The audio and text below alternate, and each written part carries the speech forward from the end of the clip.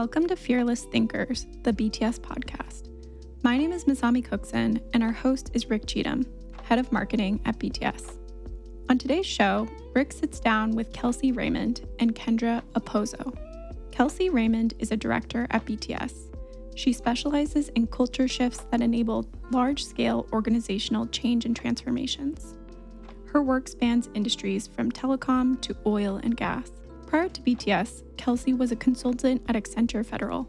Kendra Okposo is a director in the Change and Transformation Center of Expertise. Kendra specializes in partnering with clients to co-create scalable and accessible drivers of strategic change initiatives. As a former employment lawyer, Kendra uses her unique background to identify and shift pivotal mindsets and behaviors to support specific business outcomes for sustainable enterprise success. Hey, Rick, how are you doing today? I'm doing really well. How about you? I'm good. I just got back from a trip to Boston where I celebrated one of my closest friends' 30th birthdays. That's so cool. I think everybody needs to be celebrated at least once a year, probably more than once a year. So I always love birthdays. Yeah, it's a great time of year, and I think 30 is a big milestone. You know, as a young person, you're entering the next phase. I can barely remember back that far, but I trust you. Just kidding. But hey, the conversation with Kendra and Kelsey is very cool. So they've just completed some research on what it takes to be a future relevant organization and are finalizing a diagnostic so we can actually look at our organizations and prioritize where to invest. Love it. I can't wait to hear more. Well, let's go.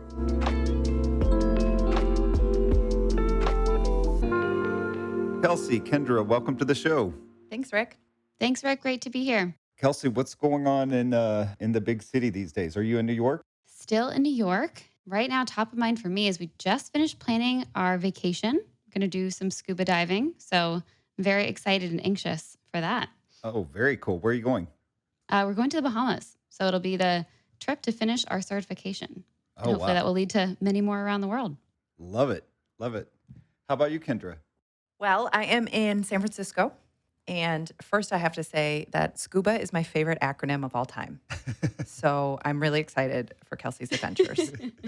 In San Francisco, what's top of mind for me, at least this weekend, I'm going to an art exhibit for one of my favorite artists that's in town. His name's Kendi Wiley. He does portraits. He did the Obama portraits, for example. Oh, wow. And so, yeah, he's at the De Young Museum for a little while. So I'm excited to check out the exhibit. Very cool. Let's jump right in today. What do you mean when you talk about future relevant organization, and where did the concept come from? A lot of it came down to the client conversations that we've been having. And we know from what we've been discussing with our clients or what we've heard in the news that disruption of all kinds is top of mind for CEOs across a variety of industries. Many of these things, we've been talking about for a while, but a lot are becoming more mainstream. I mean, just the notion of ChatGPT is something we probably now hear on a weekly basis. And I know at BTS now even have policies around. At least for me on the East Coast, specifically for clients around healthcare, AI is driving a lot of the innovation with how they analyze various data sets from the trials that they're doing. And I know what's top of mind is different for Kendra out on the West Coast. In the West, we've seen disruption come in the form of uncertainty of what the future holds. We've seen continuous waves of layoffs in tech as well as other industries. Also, after SVB, and we've all been watching closely as other banks have collapsed in the last month, there's uncertainty about employment and morale, market competition, the ability to obtain funding, and how that affects long-term budgeting and planning, among other things. What's top of mind for CEOs now is the need to develop greater adaptability and resilience. I was working on an article this morning and was thinking most organizations are somewhere on the continuum between uncertain and chaos. What has been the response? First, I love that continuum, Rick. And it reminds me of how we started to separate out the different needs as we would see them initially between companies that might be more proactive in response to all this disruption. They're uncertain of exactly what first steps they have to take. And companies that would be more reactive because maybe chaos is already ensuing across the company. So that did frame how we thought about, one, what is the need? And two, how are our competitors reacting to this disruption with their own unique solutions? And so we actually began the research last fall with the goal of exactly trying to figure out what was already out there. So, what we saw was that many firms have responded to these needs in different ways that don't go far enough from our perspective.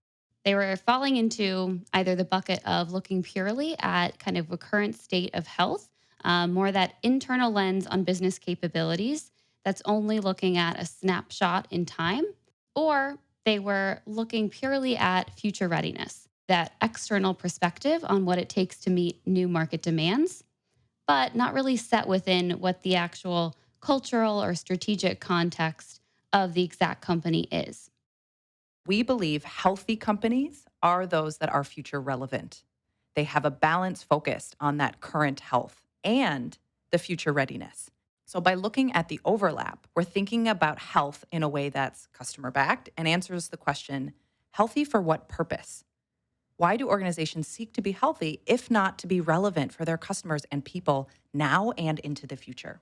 When we were developing this work, we consulted with Andy Atkins, who's our VP of Executive and Team Performance. And he prompted us to use a helpful analogy. So imagine if we just considered health for athletes. Say we had a sprinter and a wrestler. We could not say that you're healthy overall if you have strong upper body strength and weak lower body strength. That might not make the sprinter successful, yet it might enable the wrestler.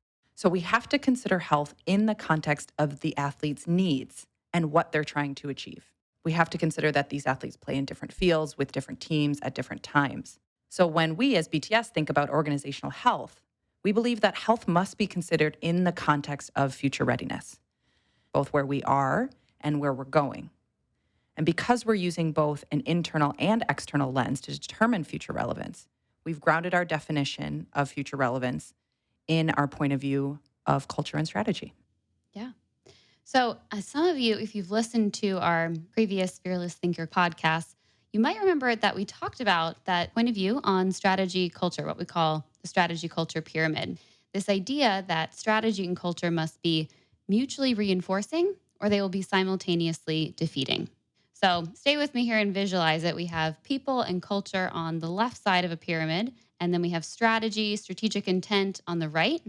There really needs to be alignment across for an organization to successfully transform. And so this was really the foundation, as Kendra said, of how we thought about a future relevant organization, being one that continuously aligns strategy, culture, and ways of working to deliver their business outcomes in an increasingly uncertain future.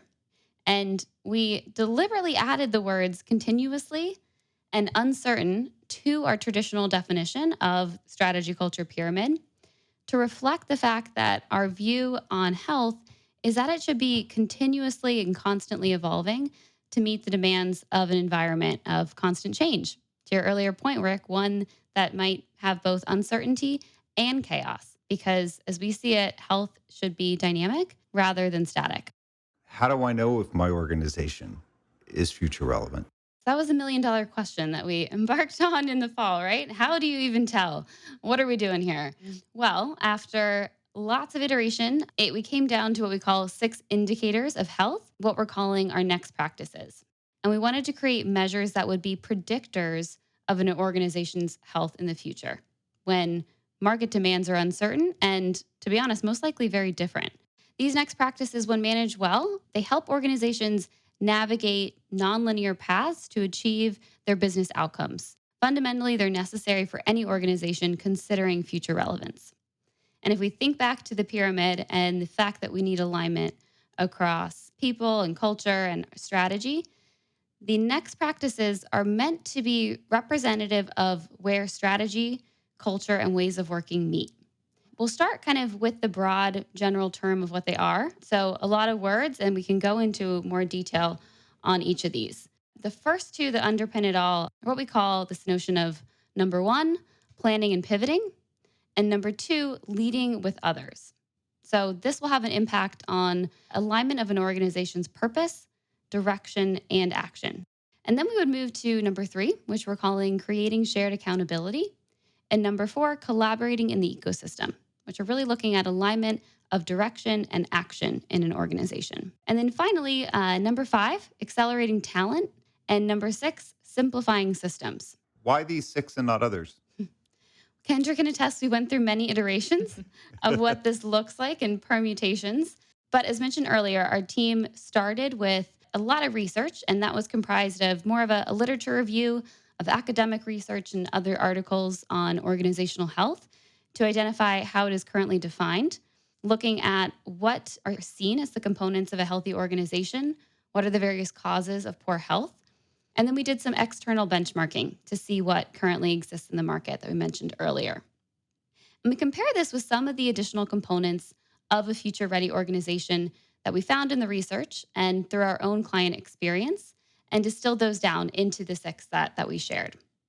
And what you'll find as you explore these further, or what we hope you will find, is that there are elements that show up in all six of these indicators. So for example, because we started with the idea that change is constant, our point of view on change readiness and elements of adaptability were a foundation that we built on holistically across all the indicators. So that will be very present.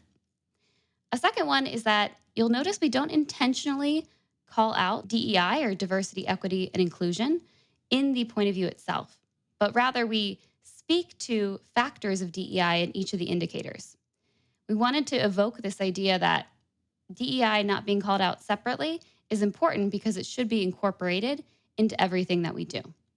And then last, but certainly not least, is that we really grounded our point of view in this notion of customer obsession. So customer being at the core will be present in all six as well. You've used a term a couple of times now that I'm sure some of our listeners out there are scratching their heads saying, I know best practices, but what are next practices? Next practices are the evolution of best practices. Best practices allow you to be successful now.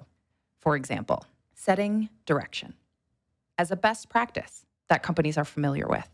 To the next practice, the first one that Kelsey mentioned, we're calling it planning and pivoting.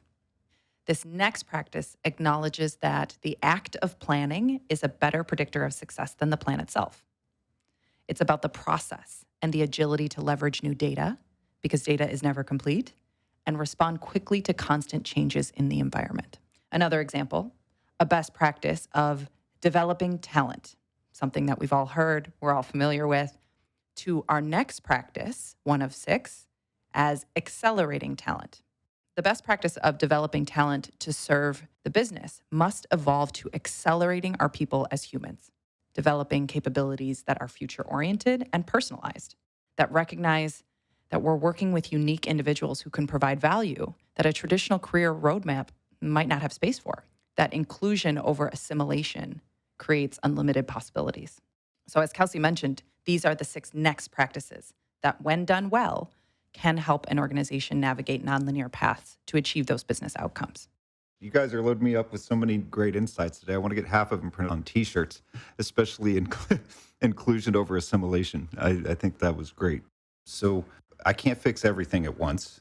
How do I know where to focus? So we are creating a way to assess just that.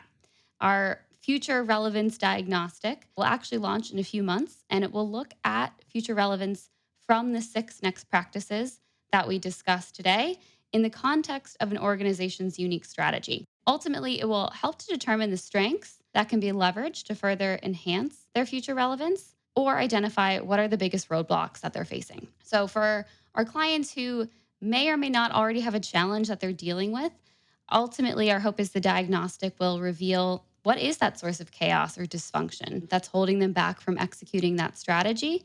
Or for clients who just recognize that they have a need for greater agility and adaptability, the diagnostic will evaluate possible points of chaos and dysfunction so that clients can get ahead of them. Definitely stay tuned for more info on that coming and a deeper dive on some of the next practices and how we've seen them addressed with some of our clients. Cool. Well, so this is that point that I take on the mind of one of our listeners out there who may not have the positional power to drive change, but they've heard what you said today and they want to do something. What's your best advice for them? Take a look at your organization in the context of these next practices. You can find these in an infographic that we created with our descriptions. Take a look at your organization within that context. For example, one of our next practices is collaborating in the ecosystem. So start to look at the description and think about, okay, how many cross-functional teams am I working on? We also really encourage folks to consider what they own, what they have power to do to set expectations on their teams or for a certain project, and think about those things within the context of next practices as well. As we said, change readiness is really a factor in how we define the next practices of future relevance. And part of that is this belief that every leader is a change-ready leader. And so in that, you have more power than you believe to create change within any of these next practices. So if upon your evaluation, as Kendra suggested, of certain areas, you see somewhere that you can make a key difference, it starts with you and your team, whether that's a team of 3 or a team of 50. And from there, you can start to see hopefully greater change across the rest of your organization. Again, great insights. I guess I'd like to thank you both for taking so much time with us today. Looking forward to the diagnostic and you coming back and us chatting more. Absolutely. Thanks again for having us, Rick. Thanks so much. Looking forward to talking soon. If you'd like to stay up to date on the latest from the Fearless Thinkers podcast, please subscribe. Links to all of the relevant content discussed in today's podcast are in the show notes, or you can always reach us at bts.com. Thanks again.